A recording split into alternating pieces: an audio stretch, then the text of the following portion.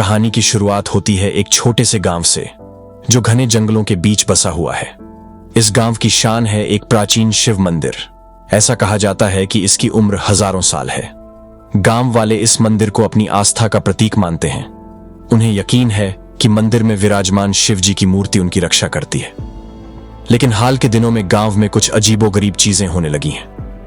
किसानों की फसलें बर्बाद हो रही हैं, गांव के जानवर अचानक गायब हो रहे हैं और रात के सन्नाटे में जंगल से भयानक आवाजें सुनाई देने लगी हैं। इसी बीच गांव में एक नए शख्स का आना होता है, अर्णव। वो शहर से आया है और इन गांव की परंपराओं, मान्यताओं पर यकीन नहीं करता। लेकिन गांव की मुखिया की बेटी रेवती के लिए यह सब बहुत अहम है। वो बताती है कि यह सब कुछ एक राक्षस की वजह से हो रहा है, जिसका नाम है ताम्राक्ष। एक रात अकेले घूमते हुए अर्णव की मुलाकात गांव के एक बूढ़े से होती है। वो अर्णव को आगाह करता है कि रात के वक्त मंदिर के पास न जाए। अर्णव को लगता है कि यह सब डराने के लिए कहा जा रहा है, लेकिन फिर भी उसे कुछ अजीब सा महसूस होता है। उसी रात अर्णव अपनी जिज्ञासा को काबू नहीं कर पाता और मंदिर के पास चला जाता है। मंदिर के अंदर से एक अजीब सी रोशनी आ रही होती है।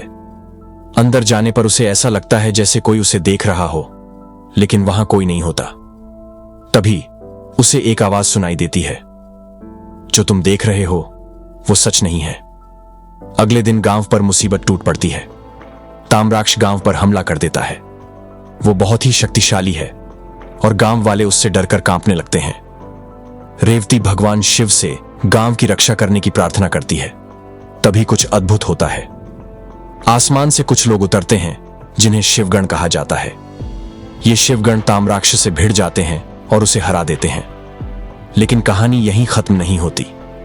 धीरे धीरे अर्णव को पता चलता है कि उसका इस गांव से एक खास नाता है। वो असल में एक प्राचीन योद्धा का अवतार है, जिसका कर्तव्य है गांव की रक्षा करना। दूसरी तरफ ताम्राक्ष भी कम खतरनाक नहीं है। वो और भी ताकतवर बनने के लिए एक और राक्षस को जगाना चाहता है। अब अर्णव के सामने दो चुनौतियां हैं, एक तो गांव को बचाना और दूसरा अपने अंदर की उस प्राचीन शक्ति को जगाना। लेकिन इस बार कहानी में एक नया मोड़ आता है। रेवती, जो अब तक एक आम लड़की लगती थी, उसके अंदर भी एक खास ताकत होती है। उसे पता चलता है कि वो गांव की एक प्राचीन रक्षक है और उसके पास भी कुछ खास शक्तियां हैं। अब अर्णव और रेवती दोनों को मिलकर ताम्राक्ष से लड़ना होगा। उन्हें न सिर्फ अपने दुश्मन को हराना है, बल्कि गांव के प्राचीन रहस्यों को भी सुलझाना है। लेकिन ताम्राक्ष भी कमजोर नहीं है। उसके पास भी कुछ खास ताकतें हैं और वो किसी भी कीमत पर गांव को अपने कब्जे में लेना चाहता है। अर्णव और रेवती के सामने कई मुश्किलें आएंगी। उन्हें जंगल के अंधेरे रहस्यों से जूझना होगा, ताम्राक्ष के धोखे से सावधान रहना होगा और सबसे जरूरी, अपने भीतर की ताकत को पहचानना होगा। क्या ये दोनों मिलकर गांव को बचा पाएंगे? ये सवाल का जवाब तो कहानी आगे बढ़ने पर ही पता चलेगा। अब सवाल ये है कि क्या अर्णव और रेवती ताम्राक्ष के आगे टिक पाएंगे?